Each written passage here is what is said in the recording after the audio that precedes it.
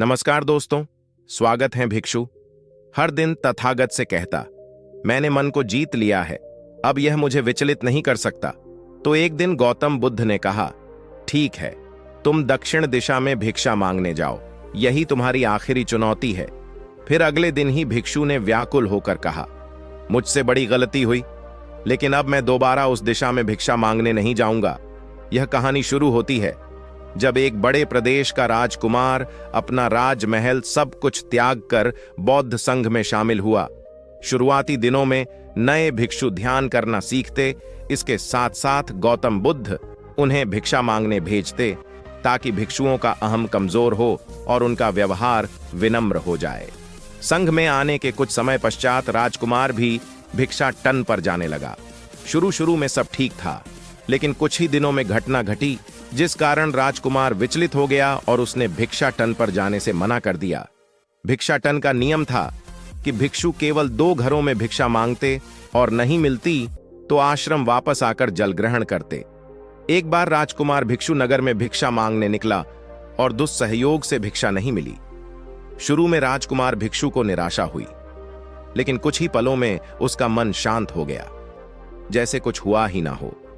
बिना प्रयास के आज भिक्षु बड़ा प्रसन्न था। उसने लौटकर गौतम बुद्ध से कहा, आज मुझे भिक्षा प्राप्त नहीं हुई, लेकिन मेरा मन शांत है, न किसी विचार ने मुझे परेशान किया। गौतम बुद्ध भिक्षु की सारी भावनाएं समझ रहे थे। तथागत ने कहा, अच्छी बात है, अब तुम कल महल की तरफ भिक्षा मांगने जाना। भिक्षु ने आज्ञा का पालन किया और अगले दिन भिक्षा मांगने निकल गया। कुछ देर बाद जब भिक्षु महल के आगे से गुजरा तो उसे अपना महल याद आ गया कि कैसे वह ऐशो आराम का जीवन जीता था। भिक्षु ने सोचा, महल में खाने को स्वादिष्ट पकवान मिलते और सेवा करने को कई नौकर होते और सभी प्रकार के सुख मिलते।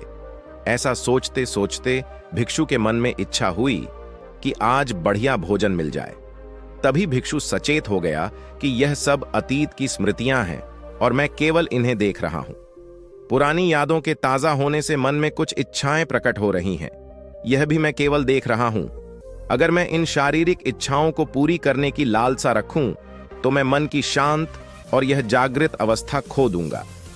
भिक्षु ने महसूस किया कि जब जब हम स्वयं को 2 कदम आगे ले जाते हैं, चेतना का स्तर ऊपर उठाते हैं, तब मन इस प्रकार के खेल खेलता है। जब हम मन को शांत करने लगते हैं तब मन हमें बेचैन करने की पूरी कोशिश करता है। भिक्षु यह सोचकर बहुत खुश हुआ, क्योंकि आज उसने आत्मचिंतन से मन के बारे में गहरी समझ और सूक्ष्म दृष्टि प्राप्त कर ली। भिक्षु ने आश्रम आकर गौतम बुद्ध को सारी बात बताई और कहा, तथागत, आज मुझे आपकी कृपा से सूक्ष्म दृष्टि प्राप्त हुई।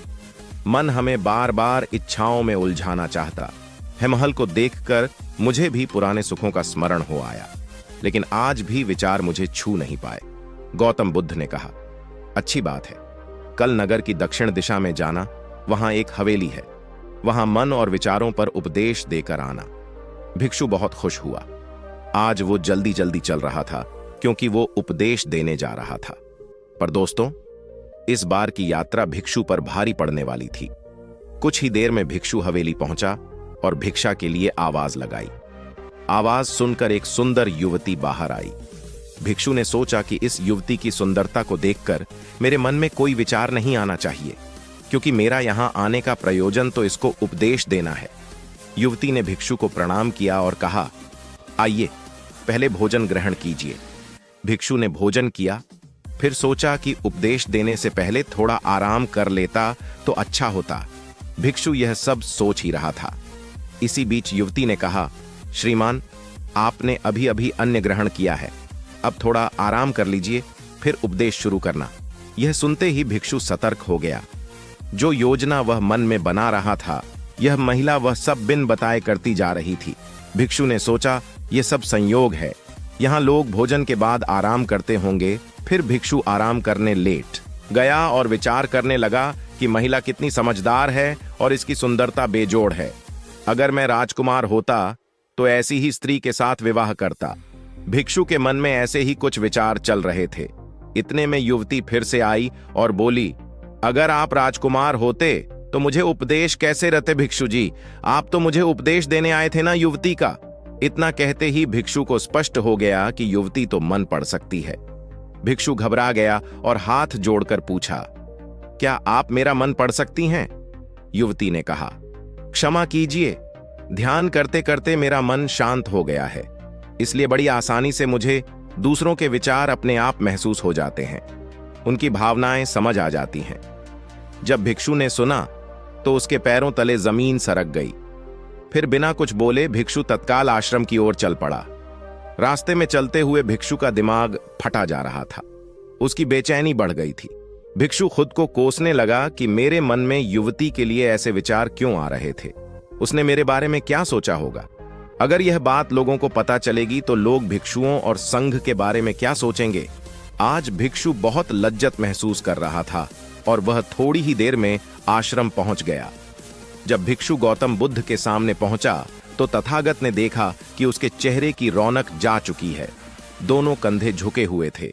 भिक्षु ने बुद्ध से कहा, अब मैं कभी भिक्षा के लिए नहीं जाऊंगा। तथागत ने कहा, पहले आराम से बैठो, फिर मुझे बताओ कि तुम्हारी चाल में इतनी थकान क्यों है। आज तुम्हारे चेहरे पर तेज की जगह ग्लानि की भावना क्यों है? भिक्षु ने सारी बात बताई और कहा, मैं सब कुछ जानते हुए भी महिला की सुंदरता के बारे में और अन्य चीजों के बारे में सोच रहा था। मैं मन से पूरी तरह हार गया।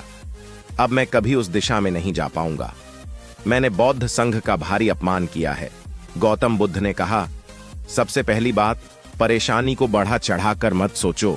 अगर कुछ बुरा हो जाए तो एकदम से यह मत सोचो कि सब खत्म हो गया। बिना सोचे निष्कर्ष पर मत जाओ। दूसरी बात, ध्यान दो कि कहीं तुम नकारात्मक विचारों के साथ अतिशयोक्ति करने वाले शब्दों का प्रयोग तो नहीं कर रहे। जैसे मैं हमेशा हारता हूं, जीवन में कुछ नहीं बचा। मैं मन से पूरी तरह हार गया। मेरे साथ कोई नहीं है, क्योंकि ऐसा करने से मन अति भावुक और विचलित हो जाता है और नकारात्मक विचारों के चक्र में फंसा रहता है। तथागत के शब्दों से राजकुमार भिक्षु के मन को सांत्वना मिली। भिक्षु ने पूछा, अगर मैंने अपने मन को जीत लिया था तो फिर मन ने मुझे परेशान क्यों किया? गौतम बुद्ध ने कहा, सबसे पहले यह समझो कि विचार पैदा कैसे होते हैं। पहले बाहर कुछ हुआ, फिर उस घटना के प्रति अंतर्मन ने प्रतिक्रिया की। इस कारण शरीर में भावना या सनसनी पैदा हुई। फिर इस सेंसेशन या फीलिंग के प्रति तुम्हारे सचेत मन ने यानी कॉन्शियस माइंड ने प्रतिक्रिया। गौतम बुद्ध कहते हैं कि हम खुद विचारों को यह शक्ति प्रदान करते हैं। जब आप जजमेंट और सही गलत के टैग लगाकर विचारों को देखते हो तो उनके प्रति रिएक्ट करने लगते हो। एक विचार के साथ अन्य विचार भी सोचने लगते हो। जब तक आप खुद को जज करोगे तब तक मन आपको नीचा दिखाकर हावी होता रहेगा। भिक्षु ने पूछा, फिर मन शांत कैसे होगा? गौतम बुद्ध ने कहा, अगर विचार है तो शरीर में भावना भी महसूस हो रही है, क्योंकि हर विचार भावना के साथ प्रकट होता है। अगर आप अश्लील विचार महसूस कर रहे हो तो इसका मतलब है कि शरीर में एक भावना यानी सेंसेशंस भी महसूस हो रहे हैं और फिर आप उसके बारे में सोच रहे हो या रिएक्ट कर रहे हो। और इसी बात में मन को शांत करने का तरीका छपा है। हर विचार को देखना कठिन है क्योंकि विचारों का वेग तेज है, लेकिन शरीर में महसूस हो रही भावना यानी सेंसेशंस को देखना आसान है क्योंकि यह देर तक बनी रहती हैं। अगर इन्हें बिना जजमेंट के सही गलत का मतलब लगाए सिर्फ देखा जाए तो यह गायब भी हो जाती है। तब मन के पीछे जो शांति है वो प्रकट होती है और उस शांति में एहसास होता है कि मन हमारा कुछ नहीं बिगाड़ सकता। हमारा अंतर्मन कैसे ठीक होता है। नॉन जजमेंट से अगर हम किसी भी इंसान या घटना या फिर अपने मन को बिना जजमेंट के देखते हैं तो मन के साथ साथ अंतर्मन अपने आप स्वस्थ और शांत होने लगता है। अगर तुमने मात्र यह देखा होता कि इस औरत के प्रति विचार केवल मेरे अंतर्मन के रिएक्शन के कारण है और यह मैं केवल देख रहा हूं, मन में बहुत कुछ चल रहा है, लेकिन मैं सांस के प्रति सचेत हूं, मैं शरीर में होने वाली प्रतिक्रिया को देख रहा हूं, तब भी तुम सचेत होकर दृष्टाभाव में लौट आते। मन के पीछे जो शांति है वह हमारी सबसे बड़ी ताकत है। हम बड़ी आसानी से विचारों को शांत कर सकते हैं और एक दिन यह जान सकते हैं कि किसी भी प्रकार का विचार चिंता असल में इस शांति को पार नहीं कर सकता। हम हमेशा विचारों से अछूते हैं। गौतम बुद्ध कहते हैं, तुम याद रखो, विचार तुमसे हैं, तुम विचारों से नहीं, तुम हमेशा ही अपने विचारों से शक्तिशाली हो, अपने डरों और चिंताओं से शक्तिशाली हो। अब तुम अगले 7 दिन युवती के घर भिक्षा मांगने जाओगे, और ध्यान रखना, अपने विचारों को जज मत करना। अच्छे बुरे विचार केवल तुम्हारा द्वार खटखटाते हैं। तुम केवल इतना याद रखना कि तुम वह शांति हो जिसमें सब प्रकट हो रहा है। अगले दिन भिक्षु पूरे मार्ग जागृत होकर चला। महिला के घर जाने से पहले थोड़ी घबराहट हुई, लेकिन भिक्षु दृष्टा भाव में बना रहा। विचारों को, शरीर में उठ रही भावनाओं को, डरों को, गिल्ट को, सबको बस देखता रहा। जब वापस लौटा तो वह पूरी तरह